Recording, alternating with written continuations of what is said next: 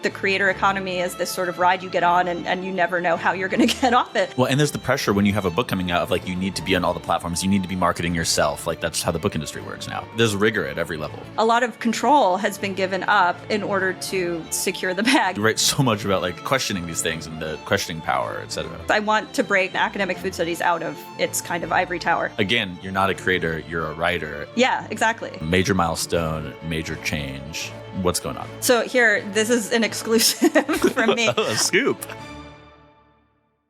Welcome back to the Creator Spotlight Podcast. If this is your first time listening, my name is Francis Zier, and besides hosting this podcast, I run a newsletter by the same name.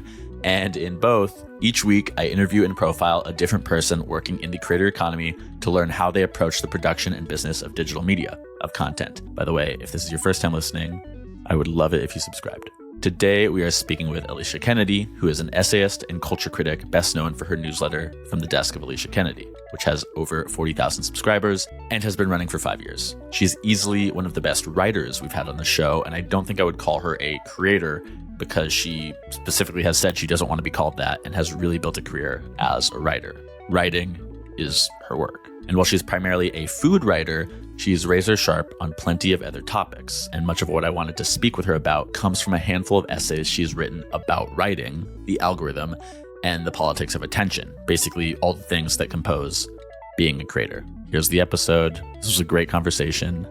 Enjoy. I think there is only one way to start this conversation, and that is by quoting one of your essays at length, which is your September 2022 essay on selling a lifestyle. So a couple paragraphs I'll read here. Something is happening to the food writers. We're losing our minds. This job requires knowledge of not just food and cooking, plus whatever one's niche is that makes them desirable on the market, but also to be a photographer, not new, and now a videographer, perhaps with 3 cameras in various positions in order to ensure a cinematic result when we go on to act as editors. Oh, and we should maybe know how to host a podcast and edit audio for good measure. We are food stylists and recipe developers and restaurant recommenders. We are everything because there's no other choice. Being a freelancer means you're also an entrepreneur, which means you're every department of your company, says Abigail Koffler, whose newsletter This Needs Hot Sauce comes out bi-weekly. I am loath to think of myself as an entrepreneur, yet here I am. So I felt like there's no other way to start this conversation because this is you rejecting the conditions of being a creator. And actually in the comments to that piece, you reply to a reader and you say, well, I hope I don't come off as a content creator. I just want to be a writer. And I have to say you do come off as a writer and like a serious writer and not a content creator. And I think obviously there's a lot to unpack there. So I would love if you could speak to kind of how you define the creator label and why and how you reject it. So 2022 was a very different time than 2025, let's say. And so true. I think that because of the time in which I wrote that piece, which was like only vaguely post-pandemic, only sort of TikTok was in its ascendancy in a real way, I think, where I had not rejected TikTok, but I was like, oh, that's just not for me. I'm not a video Not going to get on that train. I don't need to get on that train. Like I'm trying to have some restraint with social media. I have never exercised restraint around social media in my entire life. So like, let's start now. But then I had to get on it because of an assignment to write about recipe development as a job.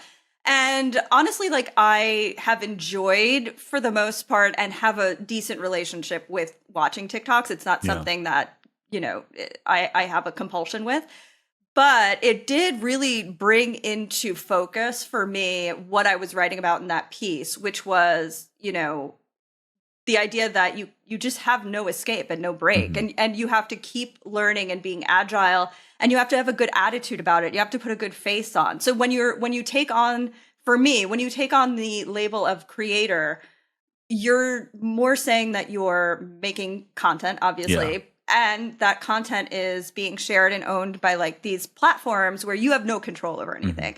And 2022, I think, was also, correct me if I'm wrong, but I think that was the year that Instagram changed its algorithm a lot. And so I think I was maybe like when they introduced Reels. probably. It might have been that, and then there was a piece in the New York Times about small business owners having a lot of trouble, and it might have been around that time too. So these were all these things kind of coming into like this what felt like a swamp of content that you couldn't control. You can't control the algorithms.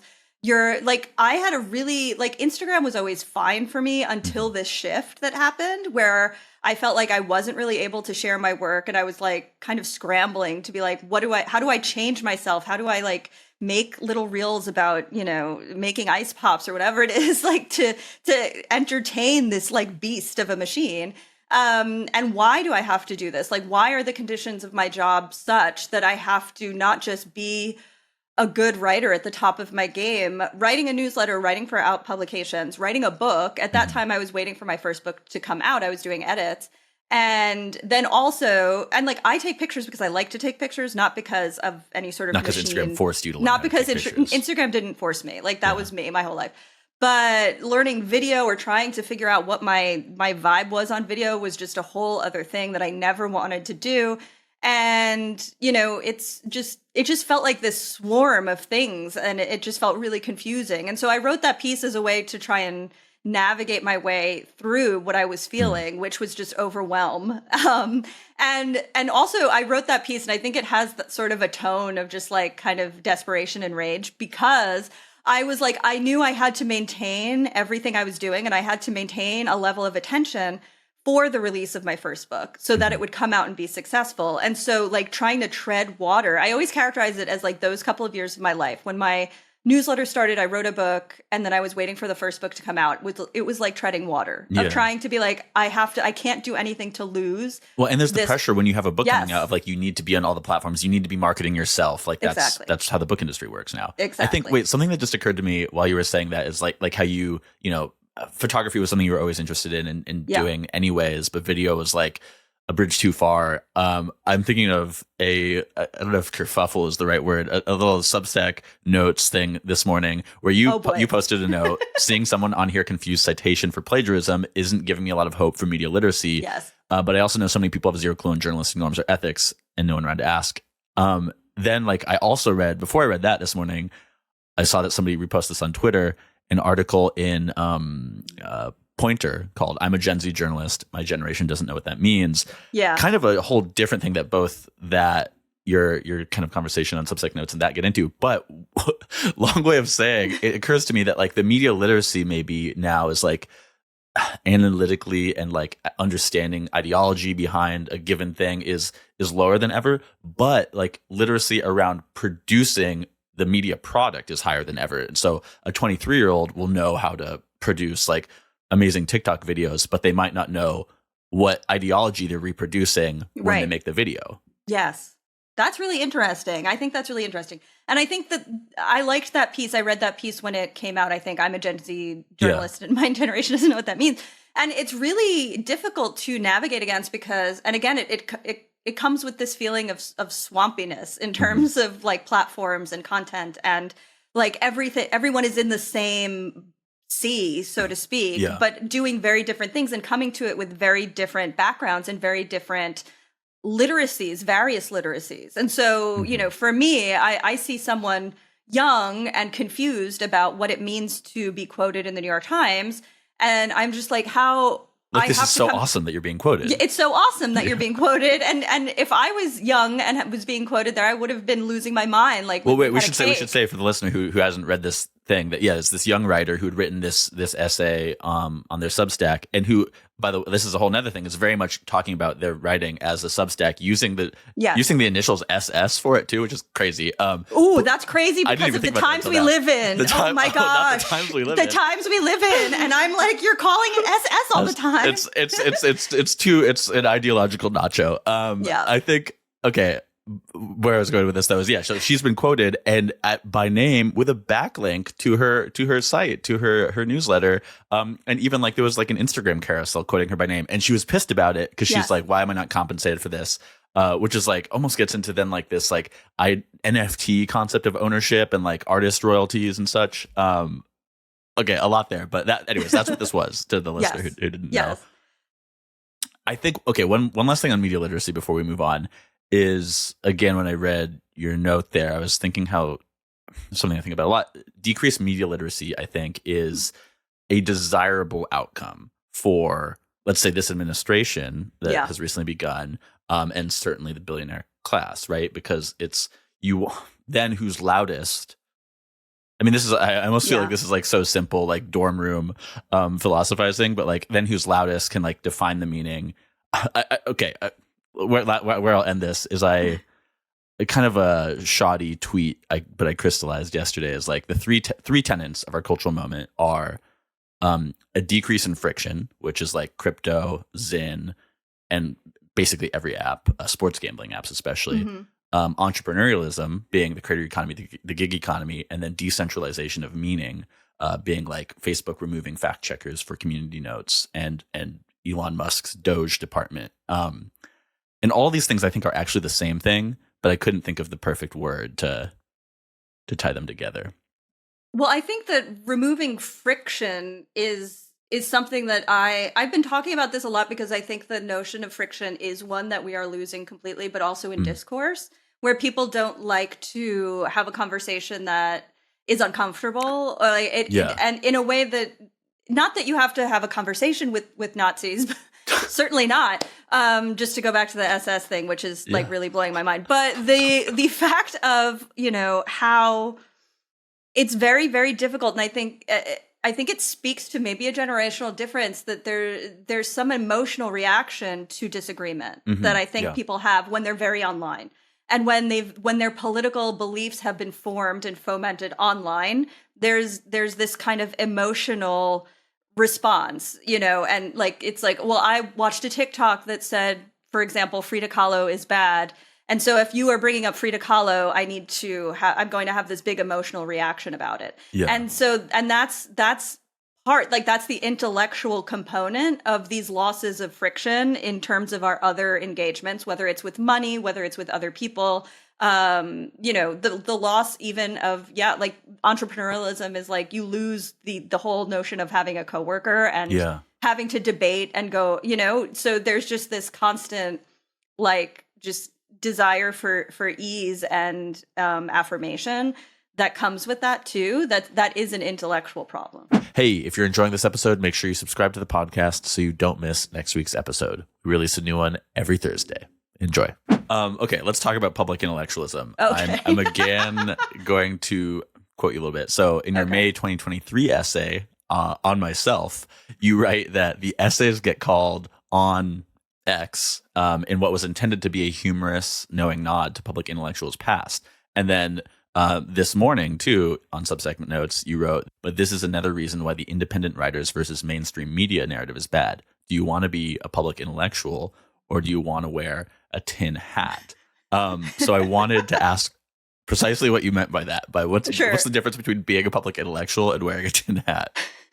Well, I was just kind of making a joke about how a lot of people on Substack are really obsessed with Substack as Substack, and they're really obsessed with the idea that they're like these renegades against the mainstream media and that sort of thing. They don't see themselves as journalists doing a job the same way that a writer doing an opinion column or doing reporting at the New York Times or whatever is doing a job. And so they have, in a lot of the responses to the note we were discussing before, I saw someone saying something like, I used to blog and the Atlantic stole my ideas all the time. And to me, that sounds like a conspiracy theorist with a tin hat.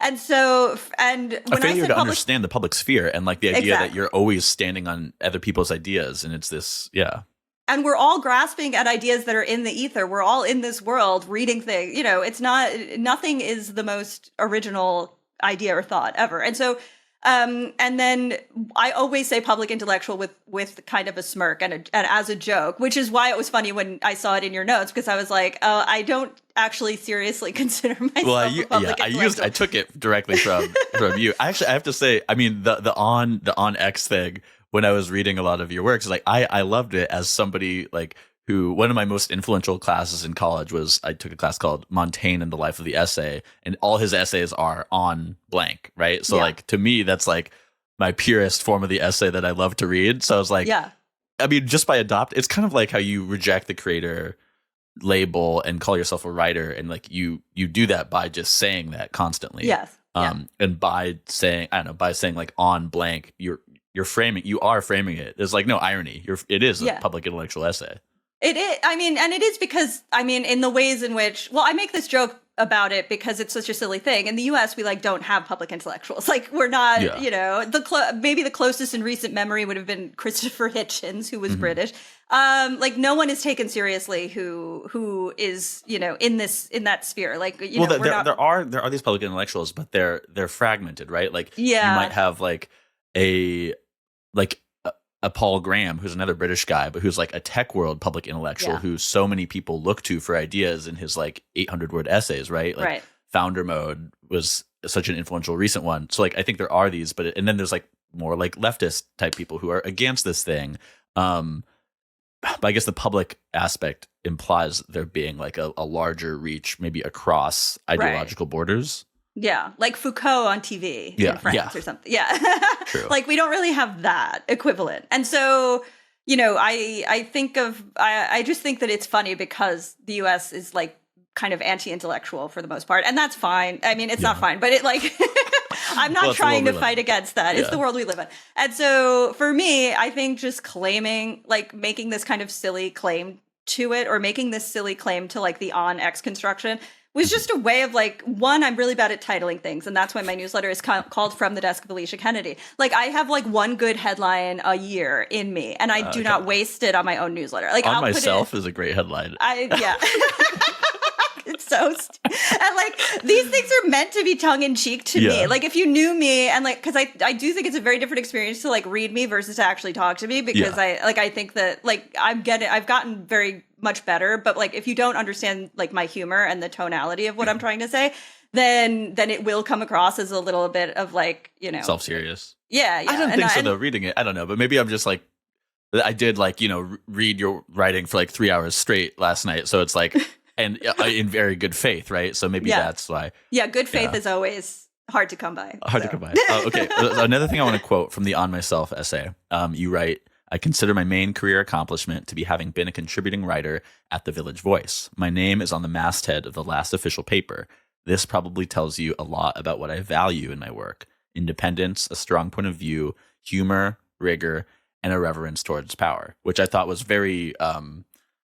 like a very clear-eyed definition of yourself, and definitely comes across in how I read you too. And I think I would also add to that, like a value for community, for discussion, for being a contributor to society in kind of the way we were talking about like 5 minutes ago. And maybe you want to speak more to that too, but I was also curious because I'm like, oh, was your biggest accomplishment not like publishing your first book? Right. So I'm like, what could surpass that?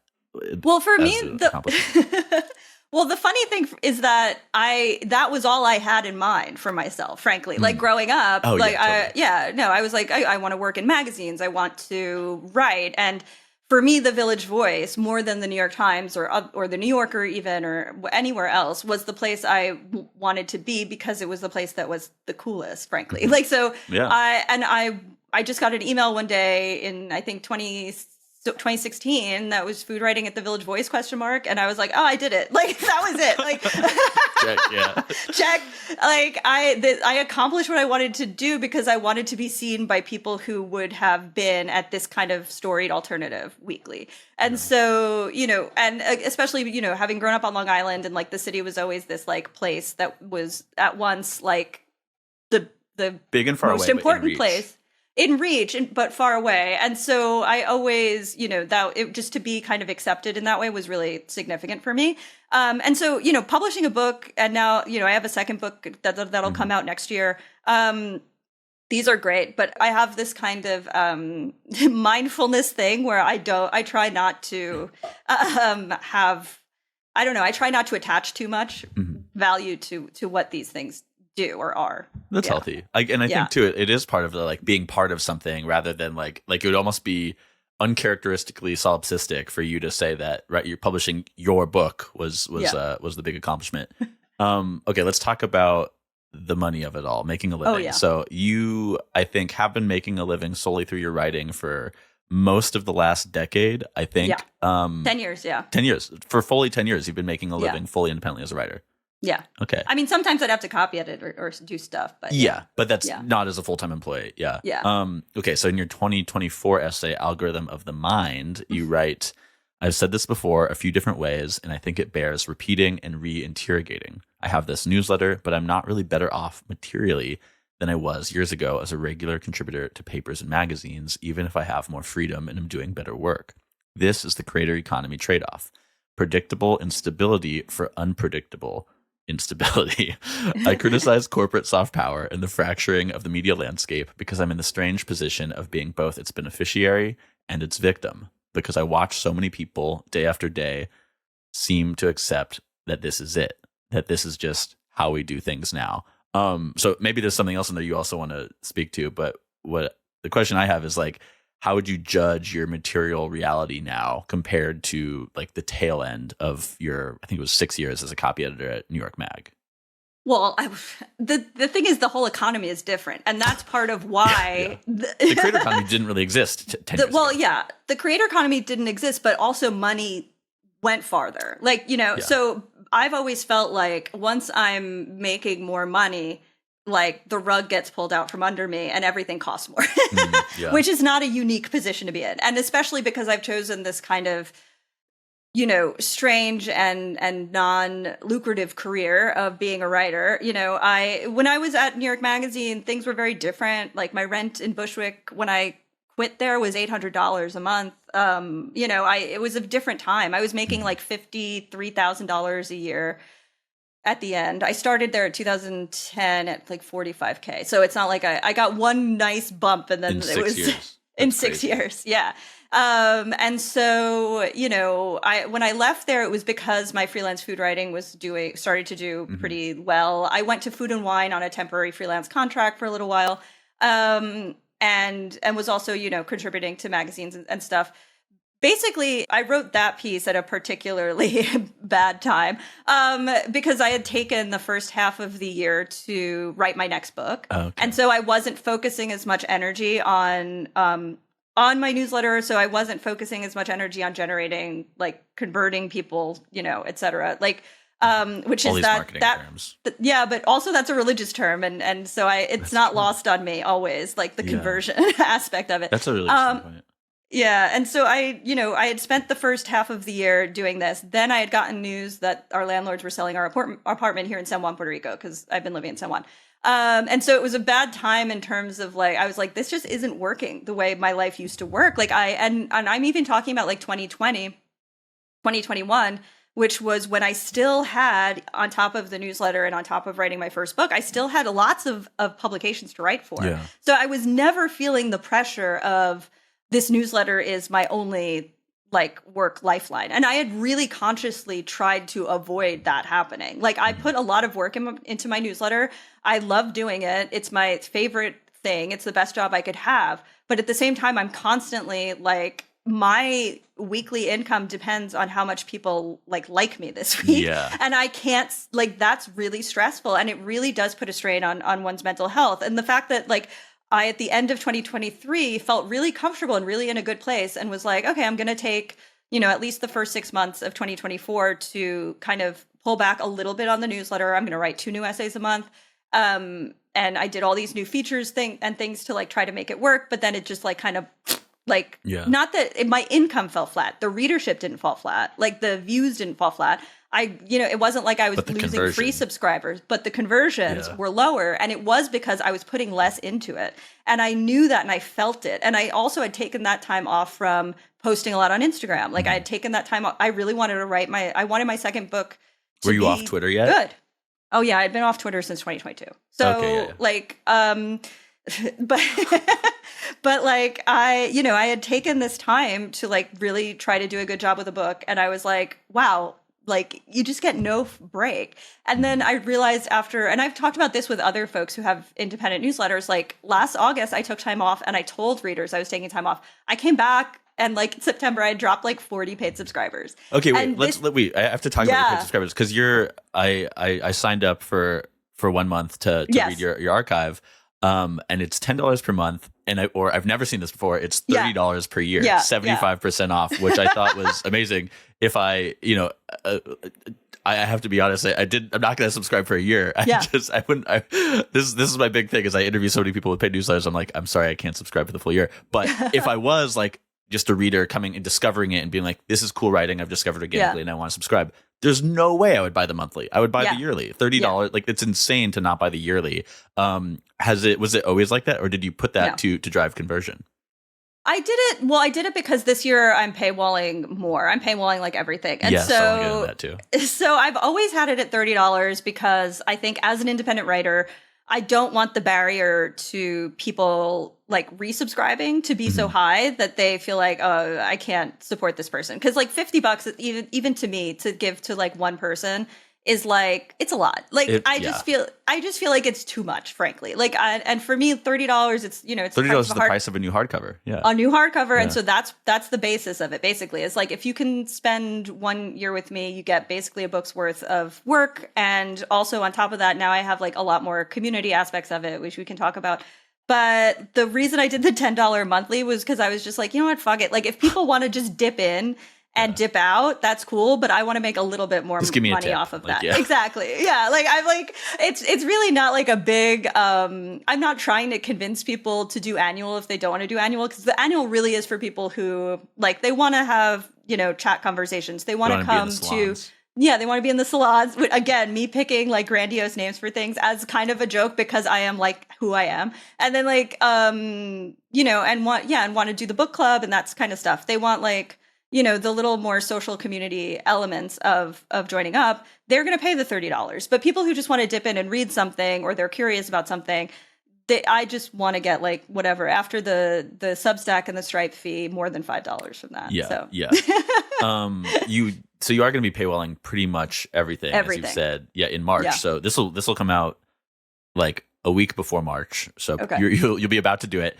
And it's also marks your 5 years writing the newsletter, I believe. Yeah. Major milestone, major change. What's going on? I mean, the thing is, last fall I had like my viewership was crazy. Like it was just so high in terms of like my actual list and like. And do you think was it like some essay you wrote that was just wildly popular and shared? My stuff doesn't go viral. Like I am not a virality writer. But I do have very, very consistent readership, and so. But I wrote a piece like on Martha Stewart, on the Martha Stewart documentary that did really well. A few essays, everything was just doing really, really well. But financially, I felt like I wasn't being compensated enough. And so, obviously with the number of paid subscribers that I have, if I were charging everyone $50 a month, I would be like the newsletter itself would be a 6-figure newsletter. Yeah. But like, I don't, because I have this kind of, desire to not be a burden on people. You also might lose some subscribers. Yeah, exactly. I would lose people, and people wouldn't. I did a trial with $50. I felt bad about. I just didn't like it. Like I only did it because everyone else is like, oh, you have to value your work. It's like I value my work. I just I don't want to feel like I'm robbing people a little bit. And so and so readership was really, really high. And I was just like, you know what, I have these revenue goals for myself every week. This is part of my new project of like not being a weirdo about money. And then I was just like, you know what, I think paywalling is what's going to do it. And like, I love having everything be free. Like I am committed to use another like annoying academic phrase, like public scholarship. Yeah. Like I taught at BU food studies. I made all my lectures public when I taught culinary tourism. Like every time I talk at a university or do a talk at like a conference or something, I make it public. Like it's very important for me to have these things out in open spaces. And so going forward, I'm not going to publish lectures again. That was kind of more of a special thing. Mm-hmm. But like if I do a talk at a university, like I'm talking at Lafayette or something for Earth Month, I'll publish part of that publicly because I do want that public record in terms of those things. I want to break food studies and academic food studies out of its kind of ivory tower. But at the same time, I need to make a living off of it if it is going to take up all of my time. And like, but again, speaking to like the creator economy as this sort of ride you get on and you never know how you're going to get off it. I also like, I need to create a vision for my life, like that maybe isn't also reliant on this. But in the meantime, I need to make money. So that's really it. So in a comment on your on Work in the Internet piece last week, you said my 2025 plan once I get my next draft to my book editor is a whole new thing to launch that can contain my newsletter but expand greatly what I can do, which smells to me of some kind of publication, larger like editorial magazine vibes. What's going on there? I really want to. So here, this is an exclusive from me. I really want to launch a literary nonprofit focused on food, focused on academic food studies and food policy things. Sort of, if you remember, there was a website and they did a lot of classes called Catapult that was literary.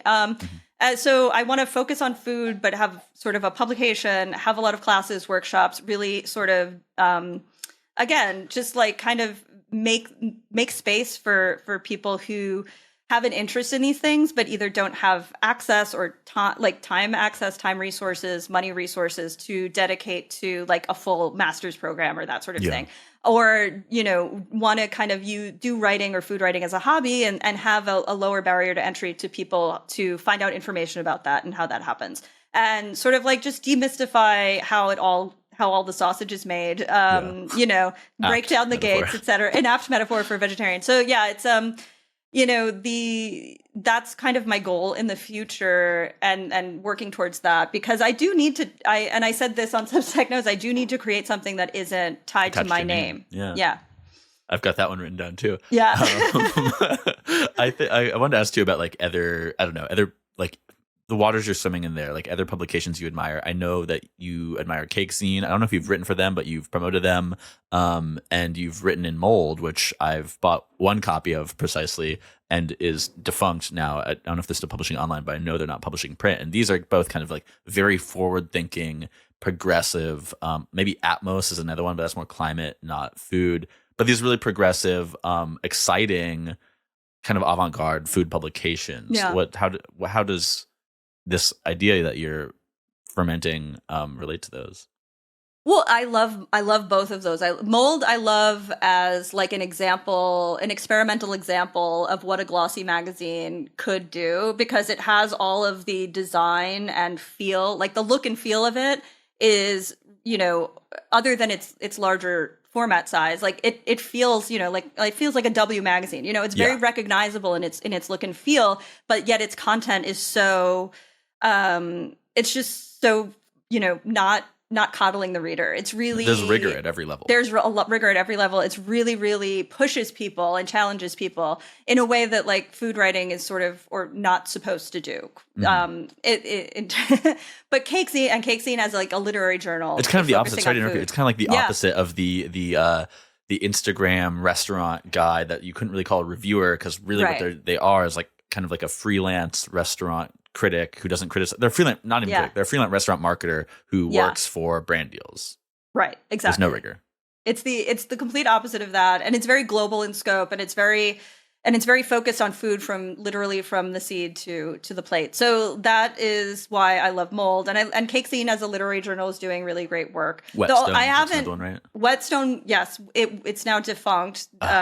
Stephen was a friend, and Layla is my great friend who is the editorial director there.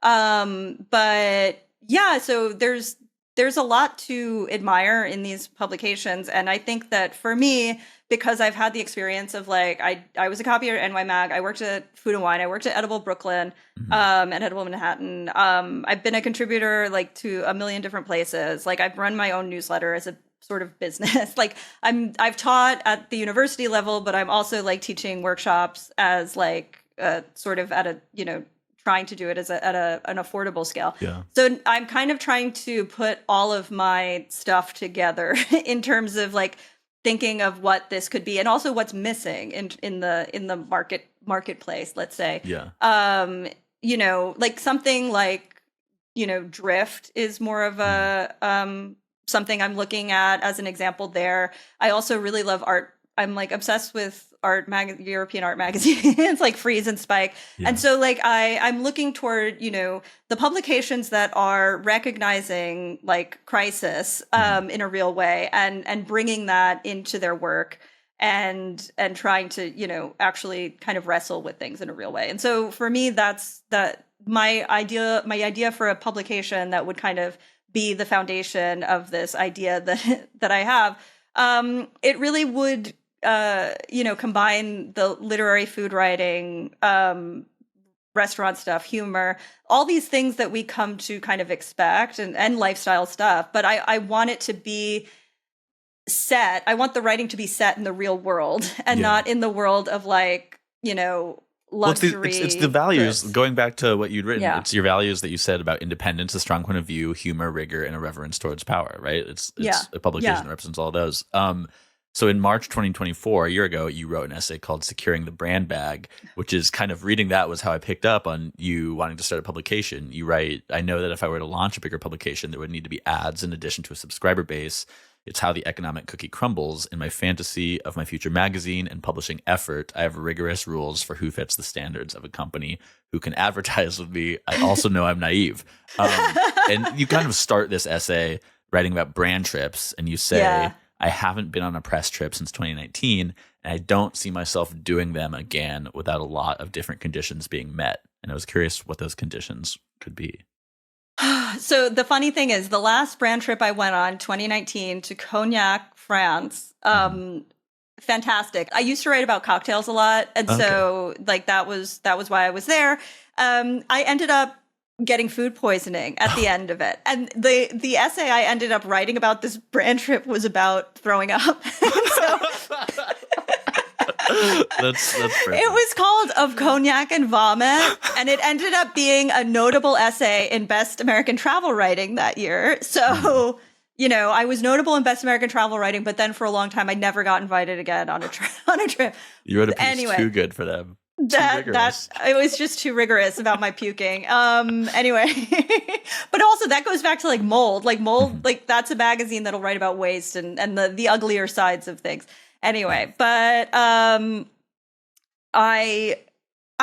the conditions of the press trip thing for me are just that I would be able to write what I wanted to write and not, but the thing is that press trips make you just feel bullied. And now, frankly, they don't need me. They just have influencers and they fly them. They treat them much nicer from what I've tell. This is something one of my pet ideas that I haven't fully solidified is the difference between a creator and an influencer. And I don't know that there is one, but it's the goal of this project to make those differences.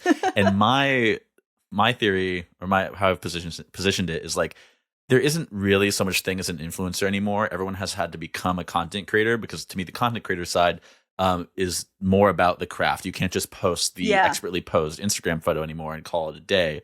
Maybe a few people, but influencing is more of yet another revenue stream available to the content creator. And what it is to act as a freelance marketer, where besides any skill you have in copywriting and photography, it's your inbuilt audience that you're also selling. So do you agree? That's what influencing is, a thing a creator can do, and that's what it is.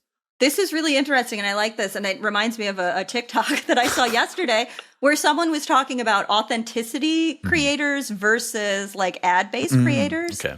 And it was interesting analysis of this. I like to see the armchair analysis on TikTok. And so she was saying that the people that get follows, and I would think of it's someone like Benton McClintock, who I don't know if you know his videos on TikTok.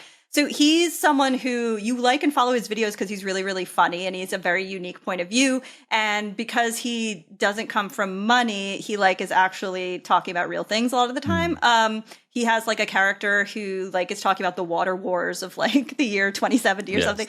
Anyway, so he's funny. And he'll do ads sometimes, but he's one of these creators that falls into the box of people don't watch and support and and comment on his videos if they're ads. And then that makes it harder for him to make a living versus someone I don't know. I mean, Alex Earl might skirt. You wrote a good piece about this. One of the ones I read last night, where it's there are some people who, when they post, you were talking about somebody who works with the brand that does the Quadratini wafer cookies, and how she did an ad and it worked perfectly with what she does in her audience, and people were supporting I love this ad in the comments because that's the kind of audience and relationship with her audience she's built. Right. Justine Doiron, who's a food creator, the recipe developer. She put out a cookbook. Again, it does speak to how difficult it is to decide what someone is anymore when our work is online.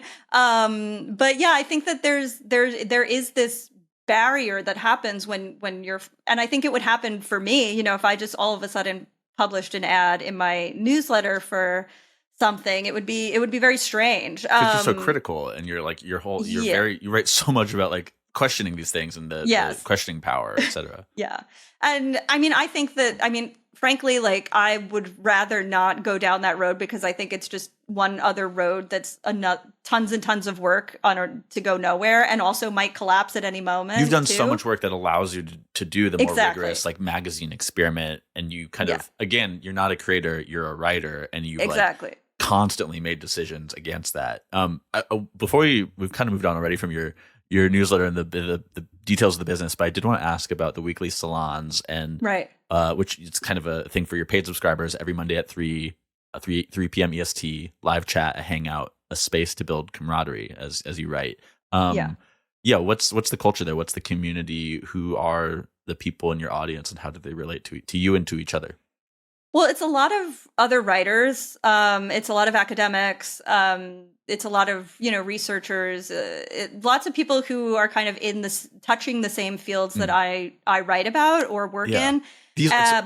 Wait, would you say that most of the people who pay for your newsletter are these people who are also kind of in this industry and are paying because they want the critical thinking about this industry being like food media, basically?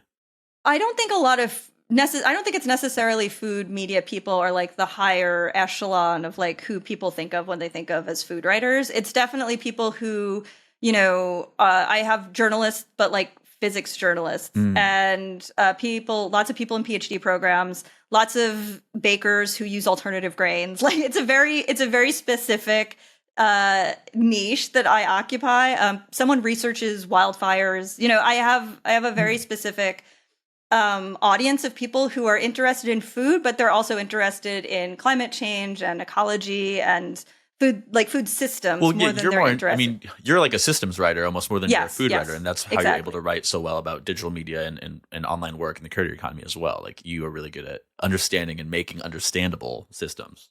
Oh, thank you. Yeah. Well, actually, okay. I want to move on to another question, but I want to hear more about the weekly salons first. Well, no, we kind of come in and we say, I'm like, basically, hey guys, what's up? What's going on? Like, here's what I'm working on, or I read this article. What do you guys think? And I ask everyone, like, what are you reading or watching or working on? And so people can kind of share. They can also share resources. People share their cooking inspiration. This Monday, someone made a whole meal because they were inspired by the conversation in the salon. Like, so that inspired what they made for dinner. Last week, someone picked up a book in their local free library because someone else had mentioned it in the salon. So it's like it's something where like it really does influence people's like material, like tactile lives away from social media. And so that's kind of what I wanted it to be, is a way because I do think that like depending on where you live and what your life is like on a day-to-day basis, you might be someone who's really into literature and food and thinking about, all these issues, but you might not have people around you in your day-to-day life to talk about those things with. And so for me, that's why I do the salons and I do the book club, because it's just a way to kind of make space, because it might not be every week you come on and have the chat, but it might be a week where you kind of feel like you need someone to talk to. Like your neighborhood bar or something. Exactly. Yeah. Like you come be a regular at the bar and have a drink on Monday afternoon. And so that's kind of the space I wanted to create and to put folks in conversation, because I was realizing how much my readers had in common. And I was like, I need to figure out a way to put folks in contact more. And also the book club was a way for me so the salons, the book club, these are ways for me to like use my newsletter to develop and further things that I'm interested in, rather than like I used to develop recipes a lot. And I like developing recipes, but when you have to develop a recipe like every week or every other week, it becomes a different beast. And so these are ways that like actually give energy back to me, because I'm actually talking to people. We're like really like getting into it. So yeah. Yeah. Okay. So there's over 40,000 people in the audience. I'm curious where they've come from, and what I kind of expect. My impression is that you were early on Substacks. You've kind of like ridden like with any platform that is, so discovery based, you've ridden that wave of being on there and being a quality presence for years. So people have gone to you, you get bigger, more people come. And now you're kind of at the point where you're like, maybe you're leaving. I've seen you talking a bit about that, but then it represents a big financial investment. Yeah. Kind of getting ahead of the skis here. But has it just been like kind of that early platform surfing growth? Well, no, I think for me it was that I was on Twitter and really active on Twitter.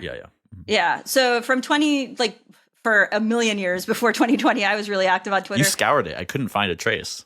Oh, good. Thank you. Yeah. Thank gosh. I tried. So I was, and that also like the only thing I'll thank Elon for is making such a disaster that no one can find any of my tweets. Yeah. So I, I was not huge. I left Twitter with 30,000 followers, but I was just a consistent tweeter. I was, and that meant more then. Yeah. And I was in that like journalist like vibe, food writing vibe. I was like, it was like the water cooler for you and your colleagues, blah, blah, blah. So when I started publishing the newsletter, I would share it there. And so I think I had a lot of growth from that. But my newsletter has grown very, very steadily. One thing I don't like about Substack is the growth padding that kind of happens when you're on the app. Like, I don't really like if I could opt out of recommendations, I would. Like, I do think if I were growing solely organically, I would probably still be at 25,000 free subscribers. That's crazy actually that you can't opt out. Yeah, I don't. Maybe you can, but I try not to get too in the weeds on settings and stuff. But I have, and I know this because or not. I know this, but like I have 25,000 hyper engaged readers. Like those are the people, and those are the people I want to capture. Does that mean they of. open like three issues a month or what? Or they open within 24 hours. Oh, okay. So it's So that like for me is that's the base, and then everything beyond that is sort of extra. Obviously, so your open rate is very high. No, we don't have to get into the detailed statistics, but yeah. Well, right now I'm taking a break from looking at my. I'm like taking a Q1 break from looking at stats because just for my mental health. And you're working on the book. Yeah, I'm in the book edits. I'm like, I just, I'm gonna. I'm very like I've had to try and have a lot of like mindfulness practices. Yeah, let's move on. I don't want to. No. But I like those are the people that I want to capture by having a paywall. Like I'm like, if you open this every single week and I'm not getting more of you on board to pay for it, and I understand that like people don't want more stuff in their inbox or whatever it is, and I do send out like an extra email every week to the paid subscribers, but like it's really a low lift, And so I want to just capture more of those folks. Like my goal is to get to 3,000 paid subscribers for sure. Nice, good goal. But I'm at like 2,200. That's still really good. Yeah. Okay. Yeah. I do want to move on to that systems conversation I was alluding to earlier. So again, this is a quote from your March 2024 Securing the Brand Bag essay. You say, "I don't want to rain on anyone's parade. It's hard to make a living out here, and more people deserve to do so in order to tell new stories, give new recipes, provide fresh inspiration.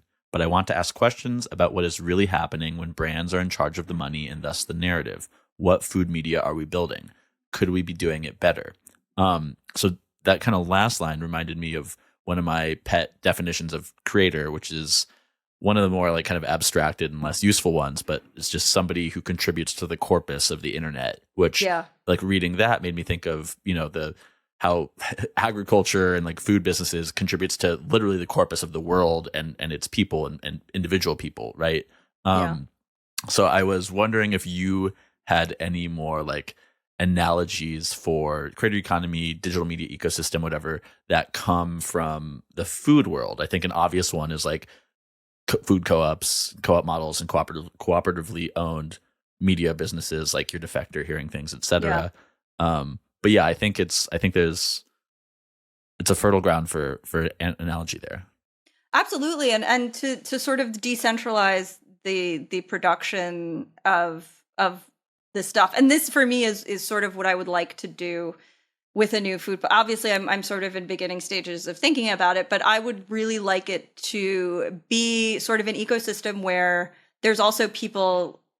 It sounds like medium, but it's not. But like where people who are already selected could use it as their outlet as well. Mm-hmm. And so it's less hierarchical. It's more horizontal in terms of who's able to have access to the audience, and access obviously then to the funding and the money.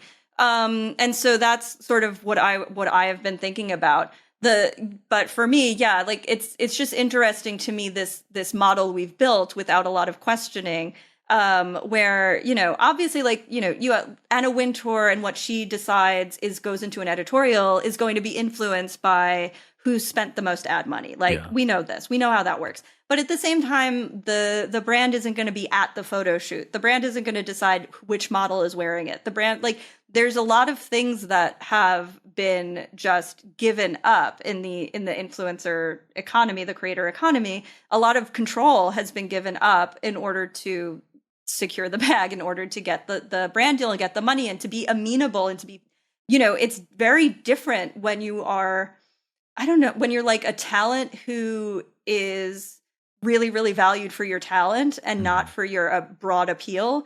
It's just a different beast, like, and that's why I think I do hold on to being a writer more than anything, because I don't want anything to be dependent on, what I look like, first of all. And I don't want it to be dependent on how appealing I can be to a broad swath of people. Like, I mean, I have for a person like a vegetarian, eco-socialist, I have a popular newsletter, but like, I just find that a really, really bad space. Well, let me give you a quote from another one of your essays, which is the when you wrote this month on the politics of attention in 2025. You say, the more people look to individuals, even well-compensated individuals with management teams, the more reliant internet culture is on learning from or being entertained by content creators whose faces are the key to their work, the more the audience is asking people to exhaust and exploit themselves. Yeah.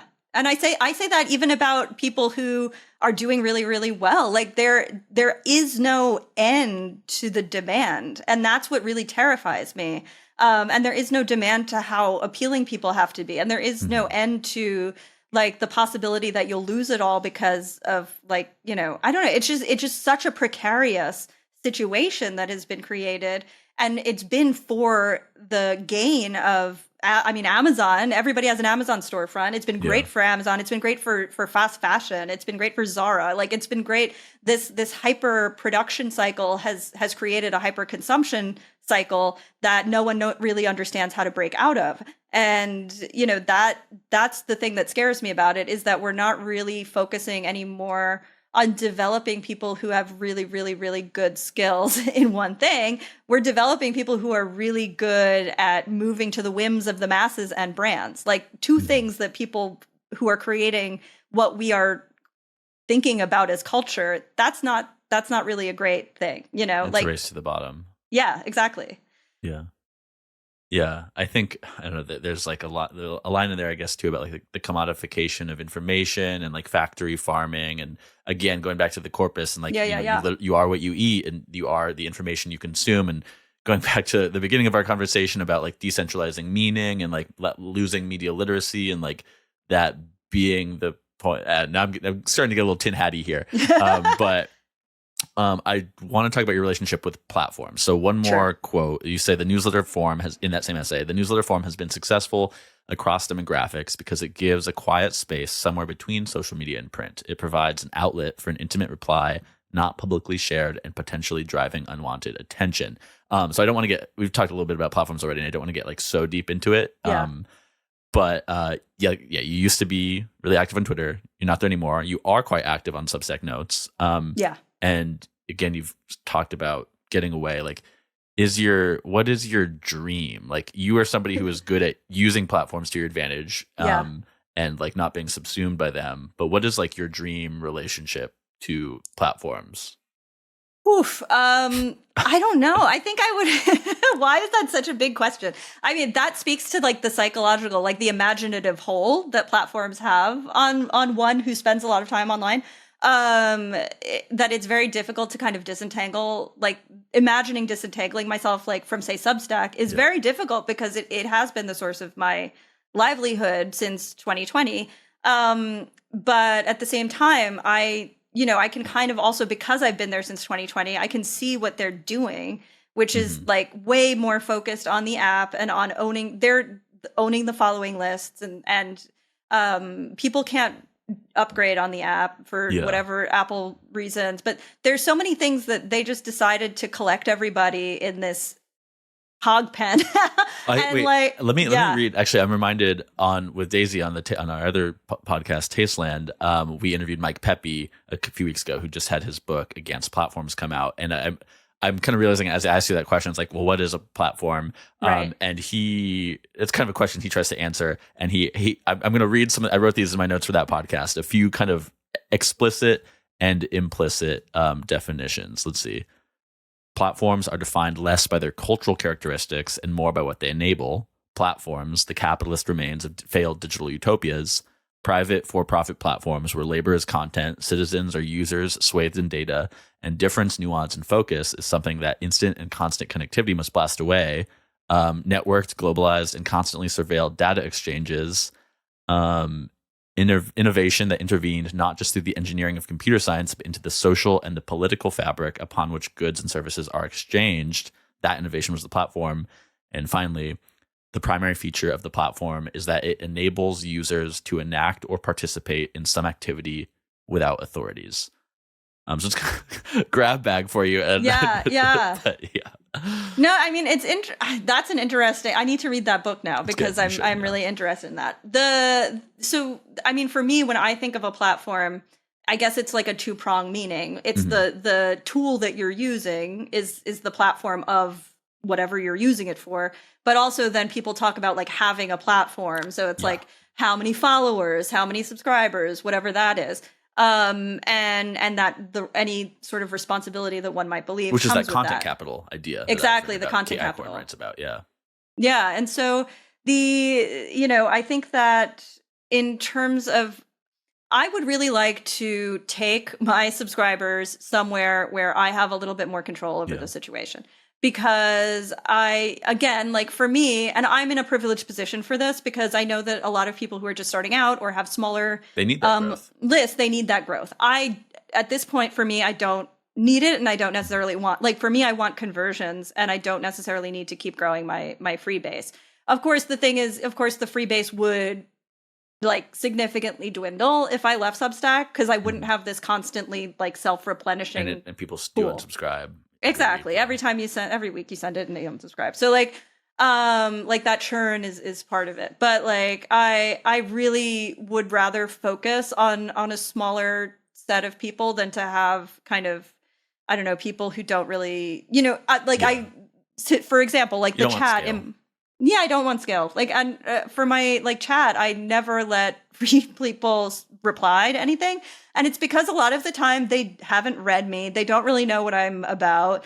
And it's just the engagement is such of a caliber that is just not worthwhile. Like, and I know that sounds kind of mean.